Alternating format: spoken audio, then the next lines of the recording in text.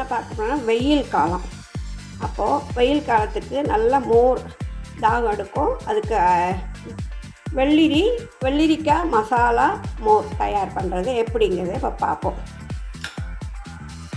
சின்ன வெள்ளரிக்காய் 2 நறுக்கி வச்சுருக்கேன். கொஞ்சம் புதினா, கொஞ்சம் மாங்காய். புளிப்பு ஜாஸ்தி இருக்காது, புளிப்பு இல்லாத மாங்காய் இந்த அளவு.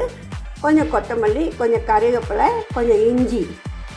அதுக்கப்புறம் அது போட கொஞ்சம் ஜீரகப்பொடி, வறுத்த ஜீரகம் வறுத்து பொடிச்சது, கொஞ்சம் பெருங்காயம், தேவையான அளவு உப்பு, இந்த அளவு தயிர். இந்த டம்ளராட்டை 4 டம்ளர் தயிர் சேர்க்காமல் 4 டம்ளர் தண்ணி எடுத்து வச்சுருக்கேன். இப்போது என்ன பண்ணலாங்கிறத பார்ப்போம். இப்போது மிக்சியில் வெள்ளரிக்காய், புதினா, கருவேப்பிலை, மல்லி, இஞ்சி, மாங்காய்,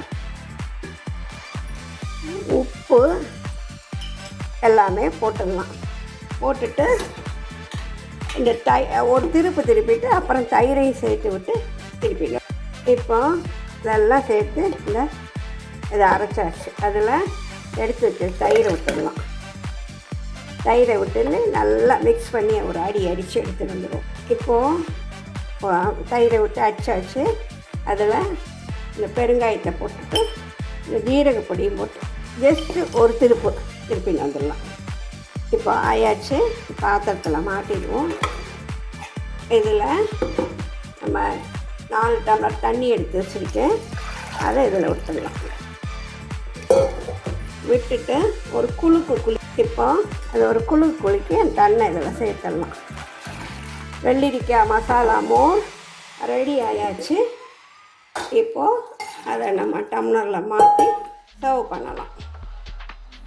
இப்போது மோர் விடலாம். இதுக்கு ஜாஸ்தி செலவு இல்லை.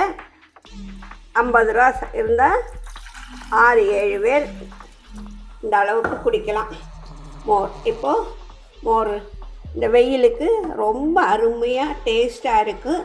இதில் எல்லாம் செய்கிறனால வெள்ளரிக்காயிலேருந்து எல்லாம் செய்கிறனால உடம்புக்கு அவ்வளோ நல்லது. வெயில் நேரத்தில் இந்த மாதிரி மோர் பண்ணி சாப்பிடுங்க. எல்லாருக்கும் நல்லது. மோரும் நல்லது, எல்லாமே நல்லது. அதனால் இதை ட்ரை பண்ணுங்க.